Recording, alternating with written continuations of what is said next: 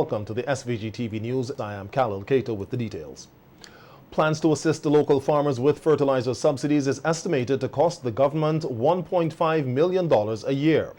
Word of this comes from Prime Minister Dr. Ralph Gonsalves, who on radio yesterday revealed that Cabinet approved a request by the Minister of Agriculture, Saboto Caesar, for further subsidies in light of recent price hikes for fertilizer. The Russian-Ukraine war has been pushing the price of natural gas higher, which is a key ingredient in fertilizer. Without the subsidies, the local cost of fertilizer is expected to jump from $90 to $140. Prime Minister Gonsalves said the Ministry of Agriculture will not be able to bear the increased cost of the subsidies alone. Warehouse usually will subsidize up to about $20 per sack. We use the sugar price the sugar profits now to cross-subsidize.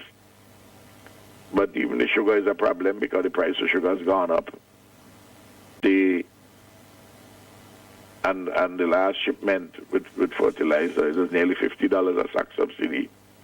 The subsidy has to be more now. But the input warehouse can't bear it. So we have to get the central government because I want to keep things okay for the farmers. Prime Minister Gonsalves also said, considering the number of shipments of fertilizer required for local farmers a year, the subsidy bill will be very high. We are taking to the Cabinet a memo from the Ministry of Agriculture. Sabi had it prepared while he was away. The next shipment of fertilizer, which is about 4,500 sacks. We might get it in 2 installments. It had been delayed. We're having difficulties with fertilizer, both getting and also the price. The subsidy on the fertilizer on the shipment might be as high as $384,000. Yeah, between now and the end of the year, we'll probably have another 3 shipments. If it's 4 shipments, you have on an annual basis at the current prices. You're talking about $1.5 million in subsidy. Over 20 police officers have successfully completed a junior criminal investigations course. The course, which started on April 4th, concluded today and was aimed at providing those involved in criminal investigations with the overall knowledge required to investigate and manage offenses and to successfully prosecute offenders. The course focused on identifying key expectations from the study of criminal investigations. Other topics covered during the 2-week course were crime scene investigations, statement taking, courtroom testimony, cybercrime, classifications of offenses, sexual offenses, laws of evidence, among others. Commissioner of Police Colin John said that the course achieved its objective of providing knowledge to the participants that would equip them to carry out their work. The program that was put together is very relevant and it's very important. I really want to commend the persons for putting together this program. We have seen topics such as ethics in policing, and we cannot overemphasize the aspect of ethics in policing. It is often said that the Royal Civil and Grenadiers Police Force is a disciplinary organization, and it must continue along that line. The COP congratulated the participants for successfully completing the junior CID course and encouraged them to use what they were taught to become better and more effective detectives. And that you are able to use that for upward mobility. I don't know, some persons, they have varying years of service. One commissioner used to say, years of service is not time. Time is involvement.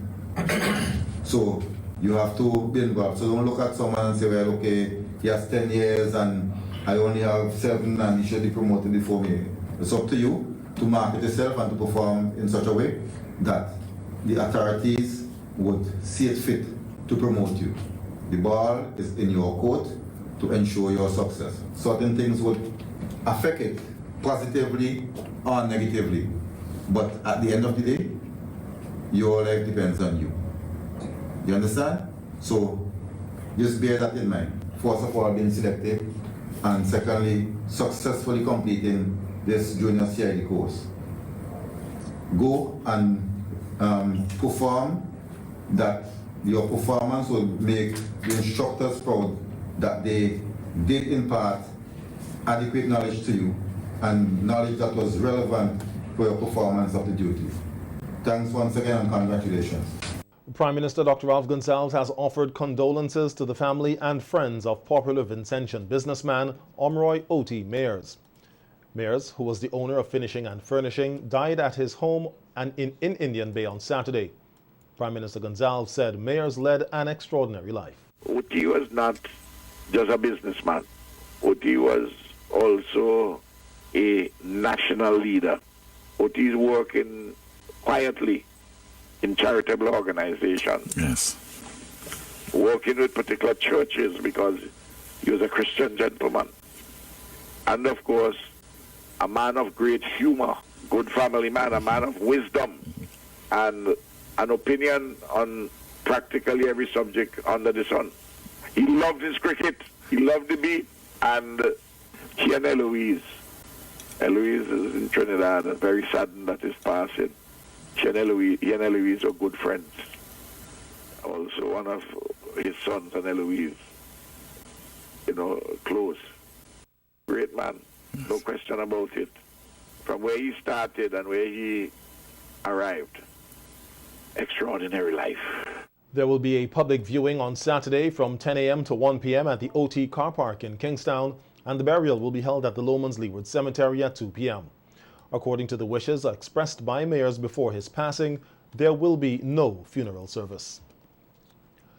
Non-resident ambassador extraordinaire and plenipotentiary of the Arab Republic of Egypt to St. Vincent and the Grenadines, His Excellency Maher El Adaway, presented letters of credence to SVG's Governor General, Her Excellency Dame Susan Duggan, at Government House on Monday.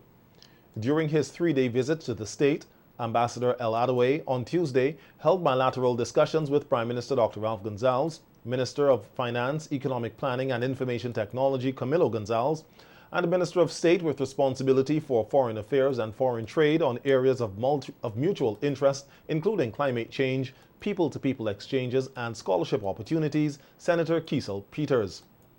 The ambassador also met with Leader of the Opposition Dr. Godwin Friday, Speaker of the House of Assembly Rochelle Ford, and the Ambassador of the Republic of Cuba and Dean of the Diplomatic Corps, His Excellency Jose Manuel Leiva Ventura. Prior to his current post, Ambassador El Adaway, who has many years of service within the diplomatic service of the Arab Republic of Egypt, served as Ambassador of Egypt to Malawi, Deputy Assistant Foreign Minister, Ambassador of Egypt to Liberia, and Deputy Secretary General of the Egypt-Africa Fund. He also served in Egypt's missions in Germany, Uruguay, Ghana, Sweden, and Yemen. Ambassador El Adaway is multilingual in speaking English, Spanish, French, and German.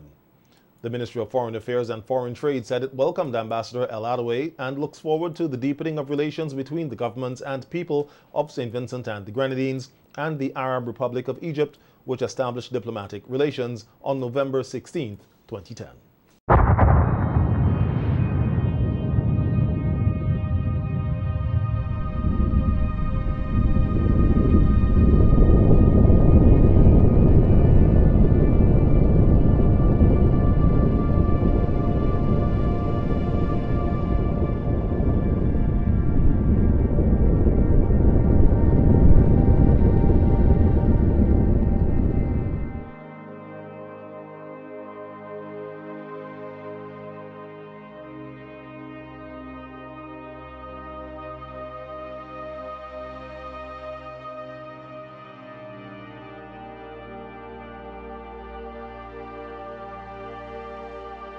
In this Rise from the Ashes report, Desron Rodriguez, better known as Lava Man, shares his experience of the 2021 explosive eruption of the La Soufrière volcano and how his ultimate love for the volcano landed him in trouble with the law. Like a kid in a candy store, this is how excited SVG's Lava Man Desron Rodriguez gets at any opportunity to hike the La Soufrière volcano. Prior to the series of explosive eruptions last year, he would have hiked the summit on countless occasions, which caused him to develop a relationship with the mountain, as he says. It would be through those frequent hikes that Rodriguez noticed there was strange activity happening inside the crater of the volcano, which turned out to be the growth of a new dome. Rodriguez made his findings known to the public, who became curious about the activities of the volcano. As the months went by and the new dome grew, there were multiple cautions sent out by the authorities prohibiting persons from hiking the volcano. However, Rodriguez admits that he couldn't sit still and went to trek up the volcano the day prior to the very first explosive eruption on April 8, 2021. It's on the 8th that a lot of the persons on your own team, they would have prepared. What is it exactly that you guys would have seen up there that shook you so much that you had to come down and get yourself together because there will be an eruption? Was it the phone call? No, it wasn't the phone calls, because after we went up there and what we see taking place just as we get up is like we start to advise people to start pack their stuff and evacuate. It's like they're saying, oh, it's okay, you don't have to, it's nothing, nothing to worry about, it's okay, you have to evacuate. But that's what the authority them saying. Rodriguez's thrill for adventure finally led him into trouble with the law enforcement, resulting in him being arrested for a short time. You have run into trouble with the authorities over time in the volcano. They were said that you're risking your life. How did you feel about that? No, I didn't feel like I was risking my life, for sure. Yeah. I guess that was not the case, but...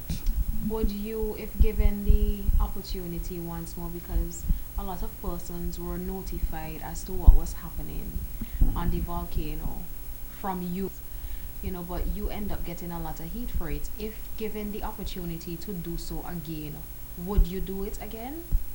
To notify the people? Yes. Yeah, why not? Okay. I love your country. You gotta look out for your people, say, man. So you would say that it's your love for country that, drove you all these times up there? No. I just want to have the experience myself. But when I went and I see what actually happened, what they're not really telling us is like, yeah, I got to show the people them what's going on. Although the volcanic eruptions inflicted trauma on a number of Vincentians, some of whom said it was the worst eruption they've ever witnessed, for the adventurous Rodriguez, it was quite the experience, and one he would love to experience again. Reporting for SVG-TV News, I am Nicole Ballantyne.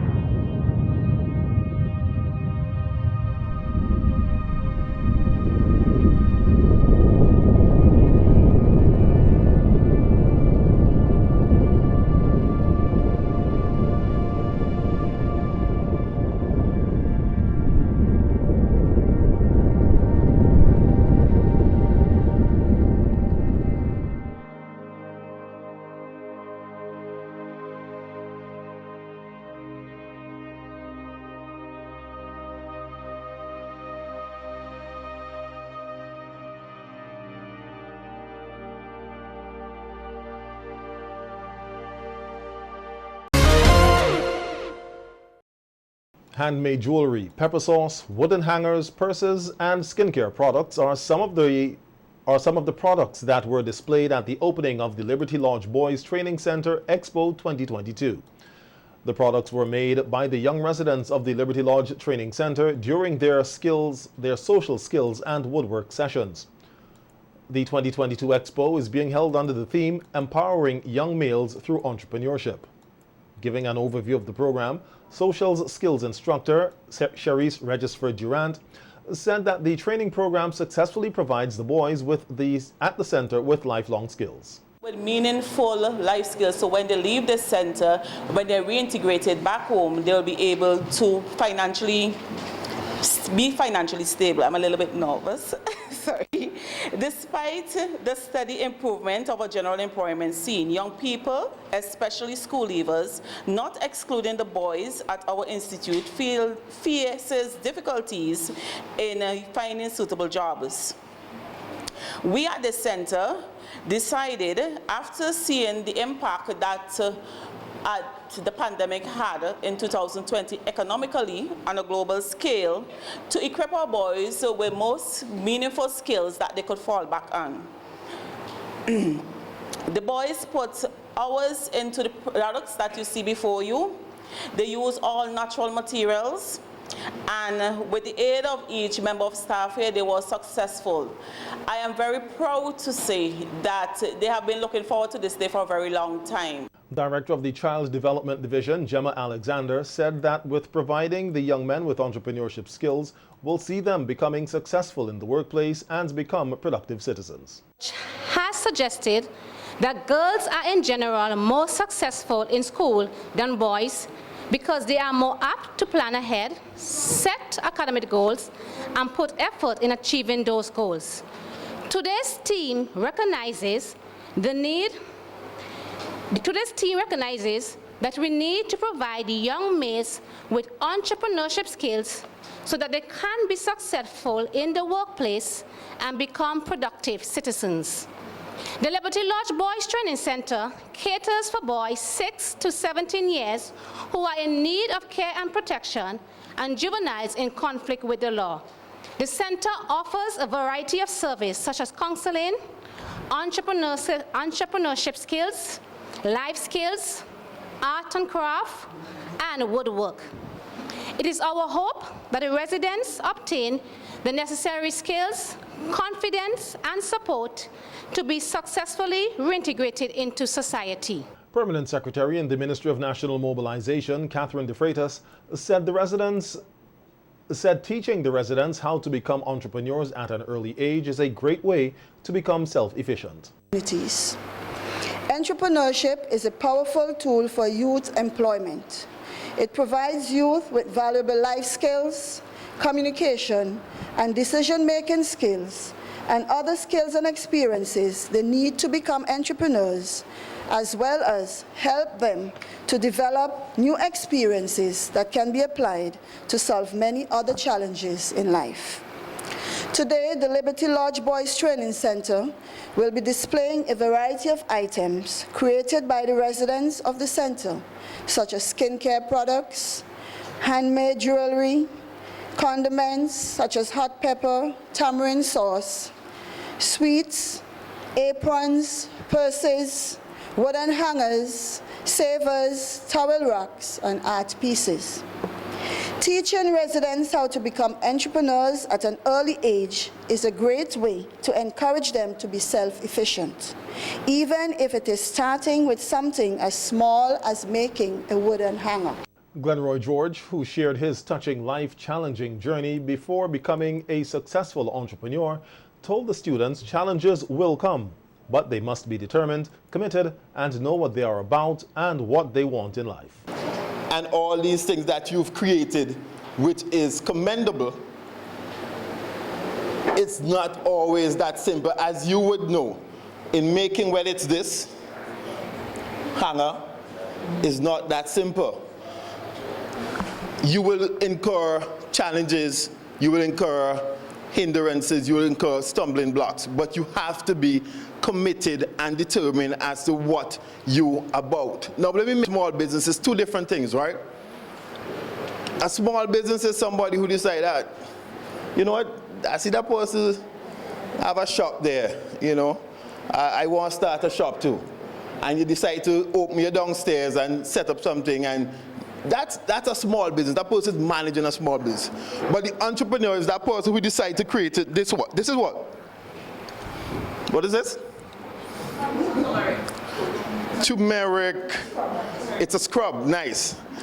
The person who came up with this idea, thought up of it, that person who decided I'm going to get a particular style of bottle, tie it with a particular type of thread, and get nice, beautiful pink colors to attract the females so that they can buy this. That person is an entrepreneur. It was a hive of activity in capital Kingstown today as Vincentians prepare for the long Easter weekend. Shoppers and retailers spoke to SVG-TV News about their plans for the weekend ahead. We hear more in this report. Vincentians are eagerly anticipating the 4-day Easter weekend, with many of them spending Holy Thursday completing last-minute shopping in Kingstown. For many, Easter celebrations this year will be on a small scale, as the tough economic climate is limiting what they had hoped to do. Go get some saltfish and potato and so on, make something for the, and go church in the morning.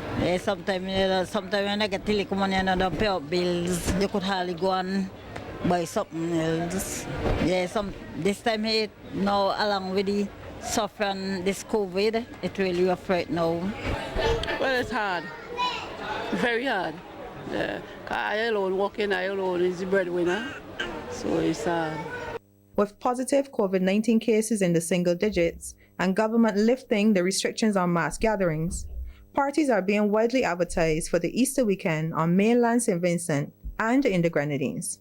Carnival officials had warned that a spike in COVID-19 cases after the Easter weekend may affect the scale of Vincy Mass 2022. I'll be home, we'll be home.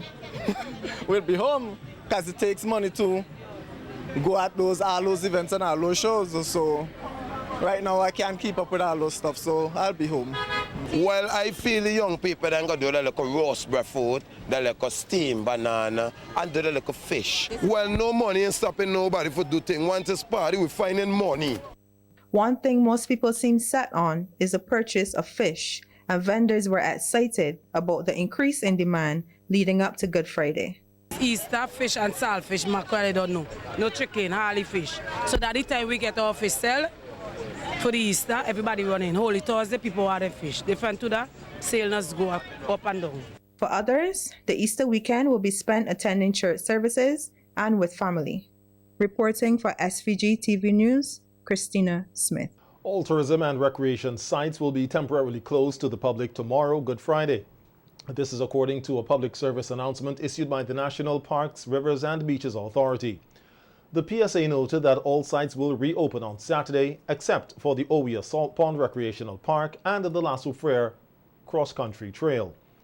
The Salt Pond site will be closed during the entire Easter weekend to preserve the work that is being undertaken there, according to the Director of the National Parks, Rivers and Beaches Authority, Andrew Wilson. But it will still be necessary as we approach Easter 2022 to close the Owia Salt Pond Recreation Site. As you will see from the background photos, we are still very much into the final phase of site rehabilitation work since the eruption of our La Soufriere volcano in 2021. It is necessary for us to close this site during this particular period of Easter, when the site is heavily patronized and visited by visitors, including locals, so that we could preserve the work that is actually being undertaken to ensure that the regrassing in particular, which we are now at a very advanced stage of completing, that the grass is actually prevented from being trampled and used in such a way that will actually set us back. So we appeal and encourage all persons to comply and cooperate with us as we seek to complete this very much needed site rehabilitation work and ensure that the site could be reopened in the soonest possible time so that we could all enjoy this wonderful coastal recreation site. Wilson said the La Soufriere Trail and the volcano itself continues to pose significant danger and risk of injury to hikers and urged persons to desist from visiting the site until further notice. La Soufriere Volcano Trail, cross-country trail, is still very much closed. As would have been recognized, our alert level have been reduced down to green, as indicated by name, and they also would have reiterated that the La Soufriere Trail remain closed. Here at National Parks and Beaches Authority, we would like to also reiterate that the trail is still closed and will be closed during the Easter period. There are uneven areas, there are areas that are unsafe that could result in serious harm and injury to persons. So until that element of the work is completed, where we complete the final aspect of the trail rehabilitation work, this trail will remain closed. And again, we appeal to all visitors to comply and to ensure that we could all be safe by not visiting this particular site at this particular period.